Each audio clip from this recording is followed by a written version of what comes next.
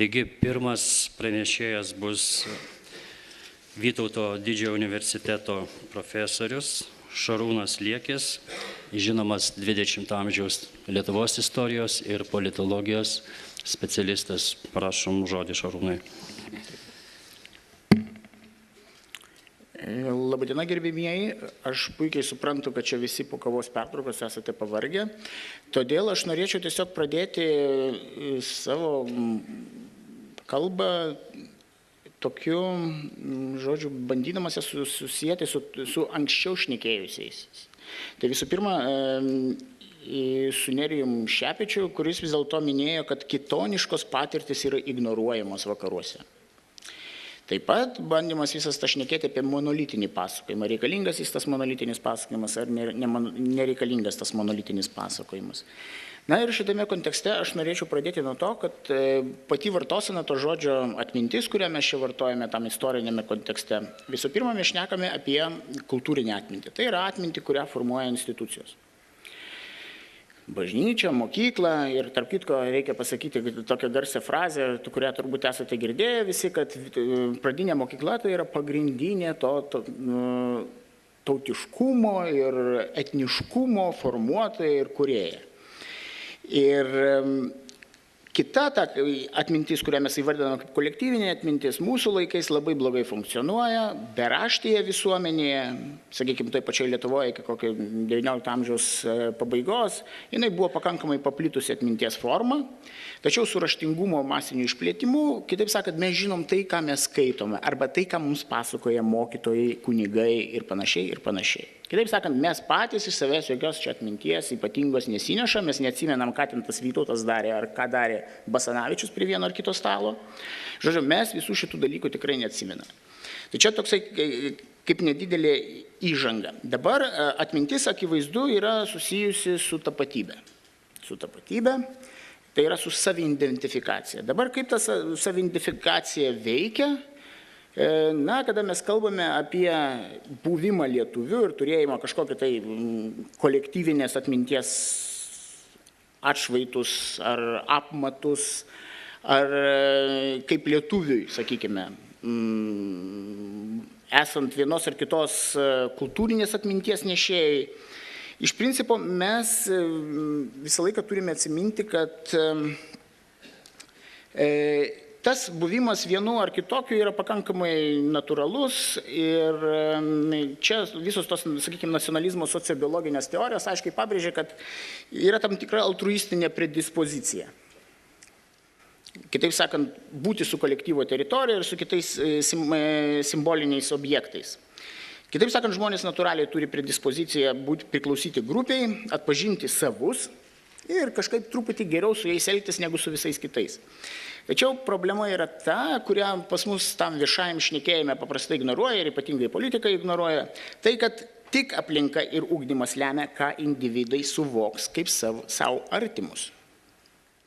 Ir šitam, čia norėčiau tiesiog tokį kaip pavyzdį iš tokio studentiško gyvenimo jums duoti, kad, sakykime, turim auditoriją, panašią kaip ir jūsų, sakykime, 50-60 studentų.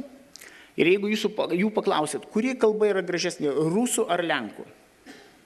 Ir ką jūs išgirsite? Spėkit. Ne, neskonio reikalas. Labai įdomu, kad paprastai, ar tai auditorija Vilniuje, ar Kaune, ar Klaipėdoje, praktiškai visą laiką yra atsakymas vienas. Lenkų kalba yra negraži, jo, šnypščiai ir panašiai, o rusų, viskas su jie yra tvarkoj. Aš, kadangi dėstau dar ir Slovakijoje, tai su slovakų studentais, jeigu klausi, kuri gražesnė, ukrainiečių ar lenkų, visi atsakys, kad lenkų. O jeigu jūsų visų paklaustume, kuri kalba gražiausia, norvegų, švedų ar danų, jūs neturėsit nuomonės. Kitaip sakant, ugdymas yra labai svarbus. Ugdymas, sudeda tą turinį į mus. Per tą ugdymą mes gaunam tą turinį ir tiesiog atsirenkame, kas yra gražu, kas yra negražu. Jeigu istoriškai pasižiūrime atgal į praeitį, matome, kad kuo toliau į praeitį einam, tuo ta Lietuva yra įvairesnė. Kitaip sakant, tai, ką mes matome dabar, yra nebūdinga Lietuvos netgi dabartiniai teritorijai. Ir aš tik vieną labai paprastą pavyzdį paminėsiu. Tų pavyzdžių galima daug ir 17 amžiaus ir 16 amžiaus parinkti, bet čia paminu 19 amžiaus pabaigoje vykusi carinės Rusijos imperijoje vykdytą gyventojų visuotinį surašymą 1897 metais. Na ir dabartiniai Lietuvos teritorijoje fiksavo ką? Fiksavo, kad 59% gyventojų, tai 59,5, ir ten diskusijos tarp demografų vyksta, kad ten apie porą procentų į vieną ir į kitą pusę. Dabartinės Lietuvos teritorijai priklausė tai vadinamams lietuviakalbiams. Taip sakant, narodnas, kur rusiškai buvo nurodoma, tai jie nurodė, kad lietuvių. Paprastai, net ne visi tie, kurie nurodė, kad lietuvių kaip narodnas, kad jie yra lietuviakalbiai, jie dažnai kalbėjo kitom netgi kalbom. Na ir kadangi bet kuris nacionalinis judėjimas sukuria savo politinėse fantazijose iš istorinių mitų pakankamai tokią idealią versiją šalies, kokią jie nori turėti. Tai yra, jie įsivaizduoja, kad jinai yra glaudžiai susijusi su praeitim, tačiau praktiškai niekada jinai ta praeities versija nebūna susijusi su tikrove. Kitaip sakant, bandoma projektuoti į ateitį tai, kas kažkada tai buvo ir kad ateityje mes tai galėsime turėti. Na ir akivaizdu, kad toks, ypatingai Lietuvos situacijoje, kadangi tos grupės, kalbinės grupės pagrindų, kurios buvo sugalvota tie tautos tėvai, ir aš paminėjau vieną iš jų Basanavičių, galvoja, kad jos pagrindų galima kurti valstybę. Aišku, kad susidūrė su labai rimta problema, kadangi vien pats principas, kad kalbos ir kilmės pagrindų, įsivaizduojamos kilmės, čia yra atskira diskusija apie tą kilmę. Ta prasme, jeigu čia paskui klausimų bus, tai mes galėsime apie tos kilmės klausimus paliesti. Tačiau iš principo bandymas kurti kalbos pagrindų valstybę ir savo socialinę kilmę žmonės daugumą išėjo iš tam tikro socialinio sluoksnio. Aišku, jis buvo nelengvas ir praktiškai visi tie, kurie buvo kito tikėjimo, kitos kalbos, nebuvo Romos katalikai, nekalbėjo lietuviškai, aišku, jie automatiškai buvo matomi nacionalinio judėjimo ir aš apibendrinau, nes yra įvairių požiūrių tuo klausimu. Reikia pasakyti, kad praktiškai juos buvo žiūrima kaip į tam tikrą grėsmę valstybingumo įtvirtinimui ir tarptautiniam Lietuvos pripažinimui. Ir jeigu mes pasižiūrėsim netgi filmą atsuksime į 90 metus, grįšime atgal, kur mes buvome, matysime, kad praktiškai ši doktrina buvo pakartota ir iki šių dienų mes matom tos doktrinos atšvaitus vienokio ar kitokio pavidalų įvairiuose politiniuose sluoksniuose. Tačiau reikia pasakyti, kad jeigu grinai mokslinė prasme, aišku, ta doktrina susiduria su labai rimta kredibilumo krize. Visų pirma, dėl ko? Visų pirma, dėl to vertybinio aspekto, dėl to, kad jinai yra dogmatiška ir netolerantiška.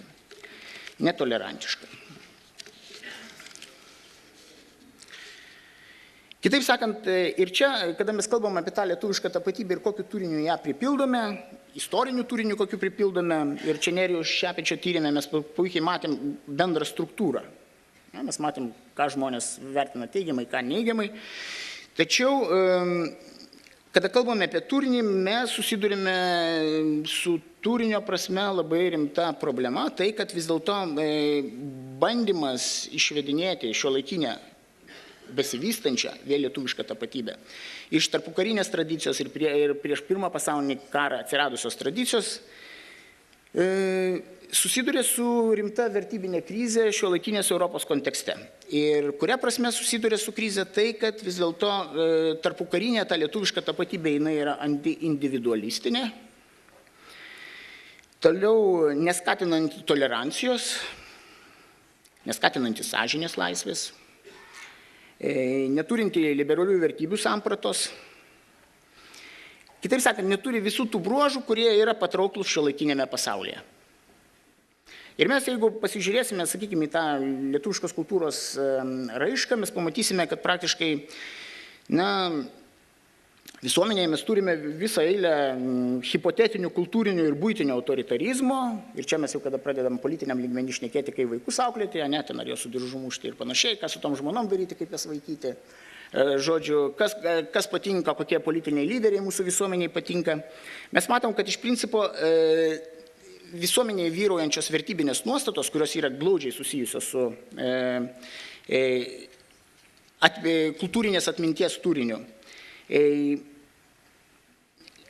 šitos visos vertybinės nuostatos pasireiškia piliečių ir kitų politikos proceso dalyvių kasdieninėje veikloje. Mes matom kasdieną, kad tai yra savotiška problema mūsų visuomenėje, visų pirma, jos prisitaikymo prasme. Šiuolaikiniam globaliam pasauliui. Vieni sako, aišku, kad niekam nereikiam, čia mums visiškai nereikia niekur taikytis, mes ir taip esam labai puikus savo ir gražus ir nuostabus. Tačiau iš principo adekvatumo, sisteminio adekvatumo prasme mes matom, kad yra rimta problema. Ir aš tokių labai paprastų pavyzdžių čia noriu jums iliustruoti. Čia prieš 2 dienas organizavom kartu su Kultūros ministerija tokią konferenciją skirtą, tokią praktinę mokslinę konferenciją skirtą multikulturalizmui, tai yra daugiakultūriškumui. Ir aš ten išgirdau keletą faktų, kurie mane nustebino. Pavyzdžiui, kad iš Lietuvos 60 kiek ten tų miestų merų tik 4 kalba anglų kalba. Čia yra labai paprastas pavyzdys. Aš nesakau, kad kiekvienas turi turėti ir mokėti anglų kalbą, bet tam tikras rodiklis, ta prasme, to buvimo tarptautinėje aplinkoje ir buvimo tam plačiajame pasaulyje. Gali žmogus gal jis moka prancūzų ar anglų, tačiau yra bendras indikatorius, kad, sakykime, tie merų lygmenyje tikrai yra blogai. Kaip iliustracijai teko čia pavasarį dėstyti Bolonijos universitete ir gyvenau tokiam miestelį 100 km nuo Bolonijos Forlì. 100 000 gyventojų ir ką jūs galvojate, miesto meras yra universiteto profesorius. Nesakau, kad tai gerai ir blogai, ta prasme, bet pilnas Bolonijos universiteto profesorius. Miestelis 100 000, renesansinis, paslaugų sektorius, gal porą gamyklėlių, geležinkelio stotis ir viskas. Toliau, už miesto kultūrą atsakingas, kaip jūs galvojate, kas? Britas, nusamdytas Britas, tai yra Didžiosios Britanijos pilietis, laimėjęs konkursą ir jisai atstovauja tą miesto kultūrą. Už ekonomiką kas atsakingas? Amerikietis ir taip toliau, ir taip toliau. Tai čia, tarsi, ką tai, sakykime, tas vertybinės orientacinės, vertybinės sampros, kokius įgauna pavydalus. Kokius įgauna pavydalus. Taip, dabar mes, aišku, 20 amžiuje susidurėm su visą eilę procesų, tai yra visų pirma Lietuvos monoetnėjimas, tai yra Lietuva tampa vis labiau ir labiau monoetniška, vyksta asimiliacijos procesai,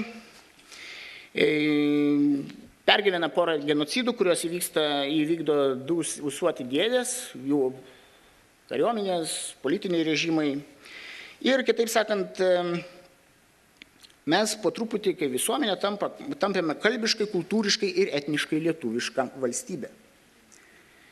Ir ši valstybė buvo, aišku, glaudžiai susijusi su svetimų totalitariniu režimu ir savo autoritarinio režimo poveikiu. Aš turime tarpukarinį laikotarpį.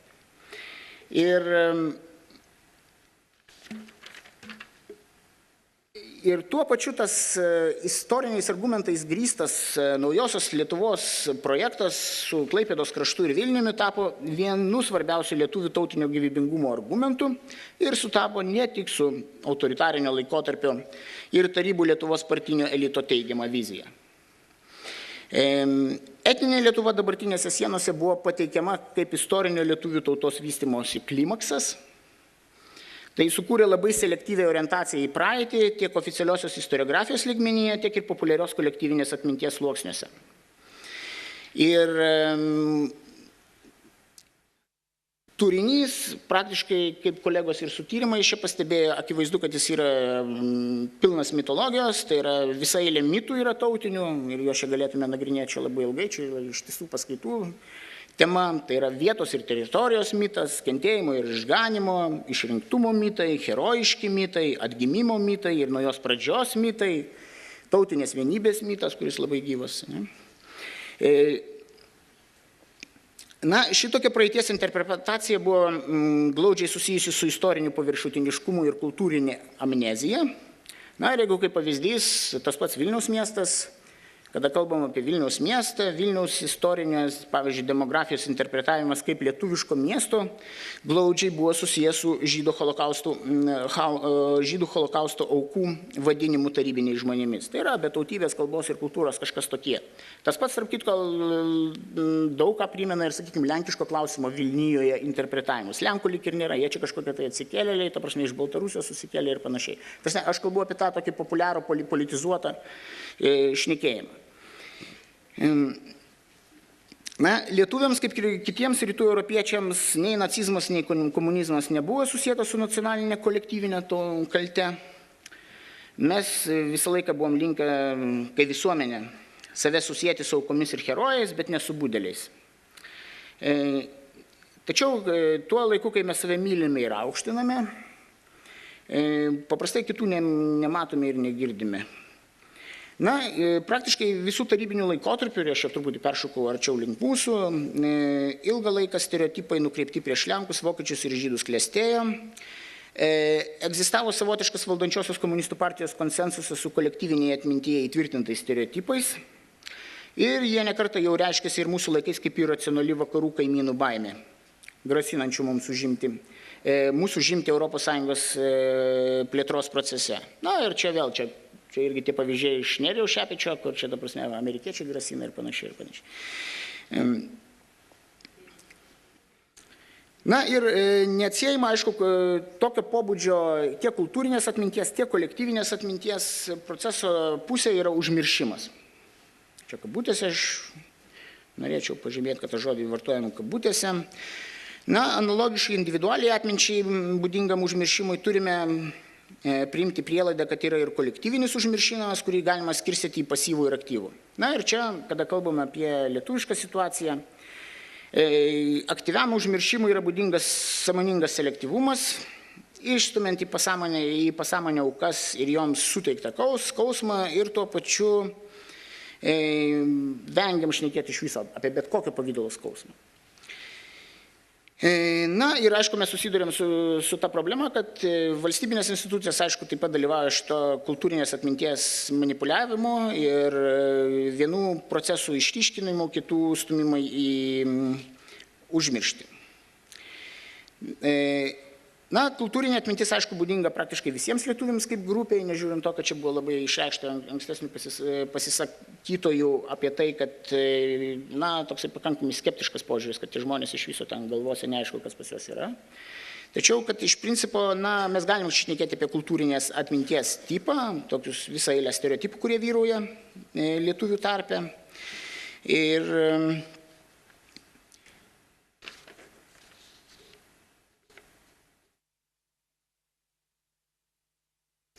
Ir tuo pačiu reikia vis dėlto pabrėžti, ir aš visą laiką akcentuoju tai, kad nežiūrint to, kad mes linkę viešajam diskursą šnekėti apie lietuvių tautos interesą, buvimo lietuviais ir panašiai, tai vis dėlto mes nežiūrint to, kad egzistuoja kultūrinės atminties tipas lietuviškas, yra visa eilė lietuvių atminčių, kurios skiriasi nuo to nusistovėjusio tipo, kuris yra paprastai pas mus, na, rodomas kaip tikras lietuviškas.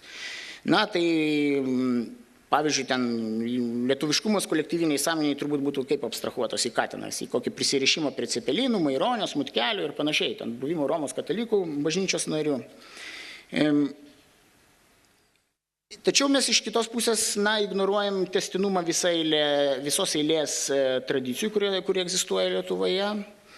Ir užmirštame, kad globalizacijos amžiuje galima visa eilė tapatybės formų proliferacija.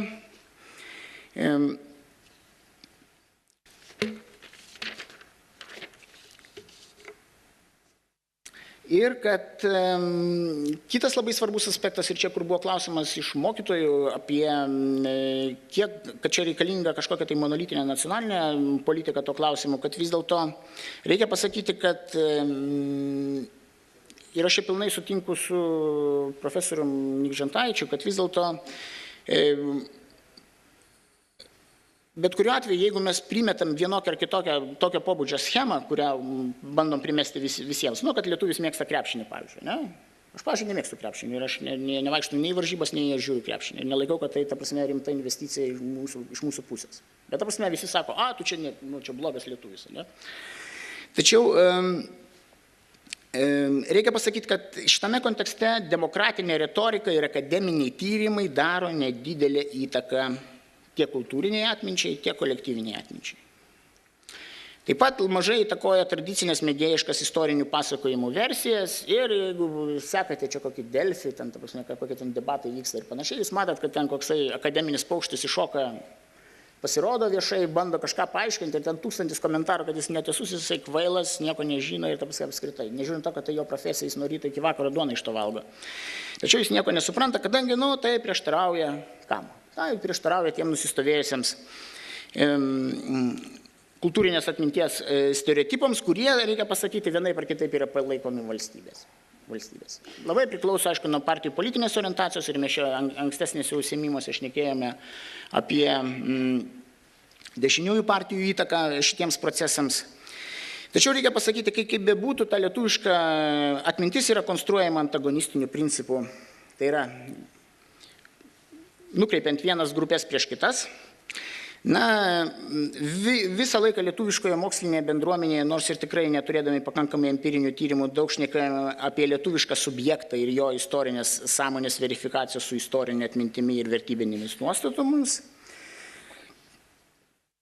Ir praktiškai nežiūrint to, kad labai daug buvo domimasi lietuviškais antagonizmais ir jų raiška karo metais, pavyzdžiui, kitų tautinių religinių grupių atžvilgių, na, šitie dalykai nebuvo internalizuoti. Mūsų kultūrinėje atmintyje nebuvo internalizuoti. Na, akademinė publika paprastai kaip teigia, kad diskutuoja ir nuomonėmis keičiasi pavieniai individai, o ne grupės ir bendruomenės. Kitaip sakant, jeigu mes šnekam apie tautos atmintį, tai tauta jokios atminties neturi, nes atmintis yra individuali. Ne? Pradėkime nuo to. Tai žodžiu, čia yra akademinis požiūris. Ir praktiškai yra linkstama link to tokio kalbėjimo apie absoliutų relativizmą ir nepriklausomų nuomonių egzistavimą. Ir kiek tas individualios nuomonės paliečia tą plastą kolektyvinės atminties ir tos kultūrinės atminties, tai yra apie tai, per anksti šnekėti, kadangi mes neturim pakankamai duomenų. Tačiau, kaip aš minėjau su tuo Forlì pavyzdžiu, kada daviau tą itališką pavyzdį. Vis dėlto iki šiol išlieka rimta dilema, ta perskyra. Tai yra visų pirma kolektyvinis versus prieš individualų ir modernus asmenybės tipas prieš antimodernų arba archaišką asmenybės tipą Lietuvoje. Ir kitas aspektas tai, kad mes iš principo linkę esame ignoruoti individualizuotų ir diferencijuotų kultūrinių atminčių egzistavimą. Ir reikia pasakyti, kad tos individualizuotos ir diferencijuotos kultūrinės atmintis nėra naudojamos nacionaliniai tapatybei palaikyti, tai yra lietuvių nacionaliniai tapatybei palaikyti, o jeigu yra naudojamas, tai labai atsargiai ir paviršutiniškai. Reikia pasakyti, kad tos individualizuotos ir diferencijuotos kultūrinės atmintis yra praktiškai panaudojamos visą laiką partikuliaristiniams, individualiems ar grupiniams interesams. Na ir keletą pavyzdžių galėčiau tokio tipo pateikti, kad pavyzdžiui egzistuoja ir lietuviškas kovotojo su nacizmo naratyvas, ne, ir atmintis. Egzistuoja. Nežiūrint to, kad mes linkę esame manyti, kad tokio praktiškai tipo nėra. Yra netgi, jeigu kalbėti, jeigu jau taip jau grinai atsiribojant nuo to viso ideologinio fono, tai reikia ir sakyti, kad yra kovotojo už sovietų valdžią kolektyvinės atminties tipas. Egzistuoja taip pat. Na, pavyzdžiui, mane visą laiką stebina, kodėl tam lietuviškam diskurse, pavyzdžiui, nėra to pačio protestantiškų grupių naratyvo, kurios yra pakankamai visą laiką svarbus, reikšmingos, visi šnekam apie Mažvydą, čia Mažvydą švęsim ir knygos jubiliejų ir taip toliau. Pirma Biblija lietuviškai 17 amžiaus vidury ir panašiai. Ir kitaip sakant, mes visą tą viešajam tiek simboliniam, tiek ritualiniame atstovavime mes protestantiškom prado nematom. Mes kaip sekmadienį per televizorių irgi galim pasižiūrėti kokio gerbiamo vyskupo Poničkaičio intronizaciją, bet nematysim, kas ten darosi su tais mūsų broliais reformatais ar liuteronais. Ir kiekvienais metais mes matom tą pačią konfesiją, kariuomenėje mes matom tą pačią vėl konfesiją, kuri yra atstovaujama labai aiškiai 12 karo kapelionų su ordinaru priešakyje. Kitaip sako, kur kitos konfesijos, kur ta kita Lietuva? Jos nėra. Kitaip sakant, mes esam patys irgi įstumiami į tam tikrus rėmus ir tas lietuvio tipas yra bandomas įrėminti, įkubinti. Ir Holokausto kontekste čia mes irgi susidurėm su ta problema, kad iš principo, kadangi yra įstumimo mechanizmas veikia, mes praktiškai paliekame vietą tik tai savo kolektyvinėje ir kultūrinėje atmintyje, tik tai lietuvių gelbėtojų naratyvui. Visi kiti naratyvai ir ta prasme ypatingai, pavyzdžiui, stebėtojo naratyvas ir šnekėjimas, ne? Taip pat suinteresuotos stebėtojo pasakojimas, kuris buvo suinteresuotas procesu. Visi šitie yra paliekami už to viešo šnekėjimo ribų. Ir Ir aišku, mes puikiai suprantam, kad, žodžiu, šita tokia specifinė lietuviškos praeities vizija, kuri yra tiek per valstybinį instituciją propaguojama ir mums pateikiama, tiek replikuojama per mokyklų programas, na, iš principo visą laiką teigia lietuvių heroizmą ir patriotizmą, kančias ir persekiojimus, pasipriešinimą komunizmui ir panašius dalykus. Tačiau, pavyzdžiui, iki šiol ir, pavyzdžiui, tie patys Nerijaus demonstruoti tyrimai rodo, kad mes praktiškai nesugebėjome integruoti žydų kančių į savo lietuviškos kolektyvinės atminties naratyvą ir sutapatinti žydus, kitaip sakant, nematom jų savo dalimi. Kitaip sakant, čia kažkas tai už mūsų. Už mūsų.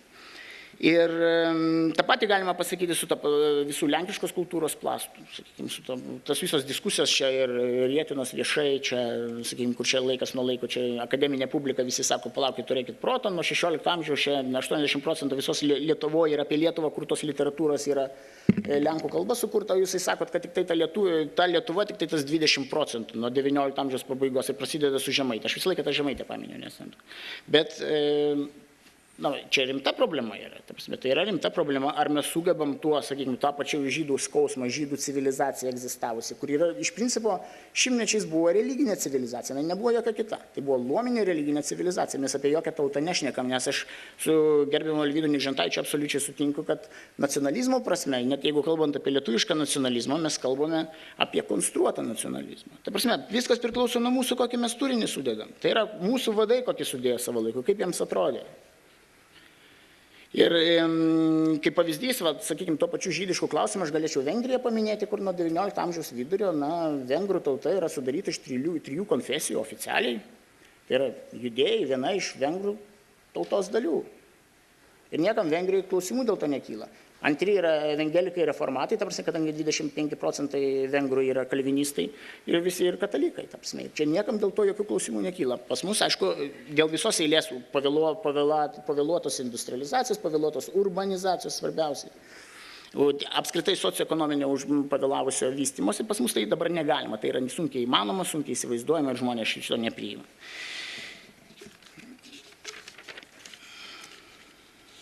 Dar 3 minutės pranešė. Tai labai ačiū, nes aš prašiau, kad man duoti pastabą, kai aš įsivažiuosiu. Kitaip sakant, mes turime vis dėlto problemas, pakankamai rimtas problemas su nepriklausomų nuomonių egzistavimu, su nepriklausomų nuomonių buvimo mūsų kultūrinės atminties lauke. Toliau,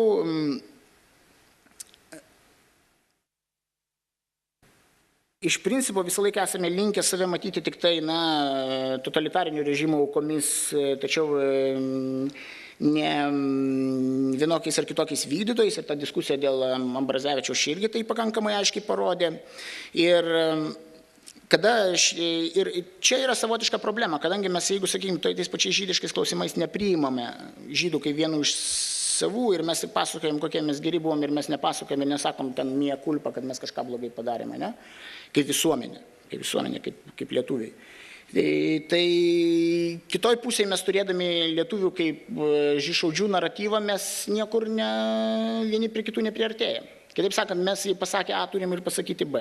Taip, gelbėjom, bet buvo ir visokių, atsiprašant, visokių nusikaltėlių ir panašiai. Kitaip sakant, sąlyčio taškų tarp žydų ir lietuvių bus pakankamai sudėtingai rasti, jeigu nesugebėsim integruoti į dabar dominuojančią lietuvišką žydų gelbėtojų ir iš dalies savo kančių naratyvą žydiškai elementą. Taip pat, jeigu nesugebėsim Lietuvos Lenkijos paveldui sėkmingai integruoti. Susidursim su pakankamai rimtom problemom ir tos įtampos, kurios prasidėjo praktiškai nuo 2002 metų, 2006 metų, kur konstitucinis išaiškinimas buvo paliestas, tie klausimai buvo paliesti dėl, kas yra lietuvių tauta. Dvi koncepcijos susidūrė. Lietuvių tauta tai yra visų pirma etninė, viena koncepcija, kuri buvo ginama netgi 2002 metų pilietybės įstatymo nuostatų ir turim 2006 metų konstitucijos išaiškinimą, kur sako, kad lietuviai yra pilietinė tauta. Kitaip sakant, Ar tu žydas, ar tu lenkas, ar tu kultūriškai lenkas, lenkų kalbos atstovas, ar rusų kalbos atstovas. Tarsi tu vis tiek esi lietuvis, ne, lietuvis. Tai tos įtampos išlieka ir akivaizdu, kad jis sukelia visą eilę politinių problemų, visuomenės nestabilumo problemų, čia apie paskutinius rinkimus visi šnekėjo, paprastai metame akmenys į mažumos pusę, aš visą laiką sakyčiau, visą laiką yra kalta dauguma, ne mažuma, mažuma tik tai gynasi nuo daugumos, ne, nuo vyraujančių nuostatų, nuo stereotipų. Ir toj konferencijai, apie kurią aš šnekėjau, dabar visiškai užbaigdamas, vieną minutę pasilikdamas savo, apie daugiakultūriškumą turėjom labai rimtą ekspertų grupę iš Latvijos ir paprastai mes apie Latvijos turim visą eilę stereotipų, kas toj Latvijoje ten darosi. Ir pagrindinė išvada ekspertų buvo labai paprasta. Latvijoje mes turime rimtą problemą, tai kad nežiūrint to, kad kita nelatviška visuomenės pusė yra visiškai lojali vėliavai, himnui, valstybės simboliams. Tačiau jinai nelojali yra vienam aspektui. Yra nacionaliniai kultūrai. Kitaip sakant, ta nacionalinė kultūra, dauguma, visi tyrimai liudija, kad dauguma tos latviškos, kaimietiškos kultūros, kur yra kaip ir panašiai tas folklorizmas lietuviškas toks. Miesto kultūros atstovas iš miesto, kuris yra visiškai pakankamai universalios kultūros, tokiam farvateryje auklėtas, ugdytas ir panašiai, jis jos nepriima, jam jinai nepatraukli, jam neįdomi, negraži ir taip toliau. Kitas dalykas yra pripažinimo klausimas. Ir buvo lyginama toje konferencijoje būtent Estijos ir Latvijos rezultatai, nežiūrint to, kad Estai savotiškai blogesnį poziciją pradėjo, dabar Estai kur kas geresnį turi rezultatą su integracija, kadangi jie pripažįsta. Kitaip sakant, jie pripažįsta įvairovę ir tas multikulturalizmo, tai yra daugiakultūriškumo aspektas, ar tai liestų lytis, ar tai liestų kultūrinį paveldą, ar tai liestų ideologijas ir panašiai. Panašiai Estijoje yra kur kas stipresnis negu Latvijoje. Ir tai kitų, ne Latvijų, tai yra traktuojama, kaip viena iš kliučių tai visuomenėje, tapti pilnateisis tos visuomenės dalimi, joje ten funkcionuoti, nebūti marginaliom figūrom, nebūti pastumdėliais ir panašiai. Kitaip sakant, pripažinimas, gerbti savo bendrapiliečius ir ieškoti universalesnių kultūros formų, kitaip sakant, turinį, kurį mes įdedame kultūrai, turi būti kur kas platesnis, įvairesnis ir to reikėtų mums visiems stengtis ir siekti. Ir aš ties to norėčiau pabaigti, kadangi žiūrima, nekantriai mane moderatorių žiūri. Ačiū. Ačiū profesoriui Šarūnui Liekiui už, sakyčiau, tikrai įdomų probleminį ir gilų pranešimą. Užkabintos buvo tokios rimtos, sakyčiau, mentalinės problemos, daug kritikos mūsų istoriniai sąmoniai ir kolektyviniai atminčiai, bet turbūt konferencijos geros laikytinos tos, kuriuose paliečiama gilios problemos, kuriuose nevengiama rimtų problemų ir kuriuose atvirai ir kritiškai kalbama. Tai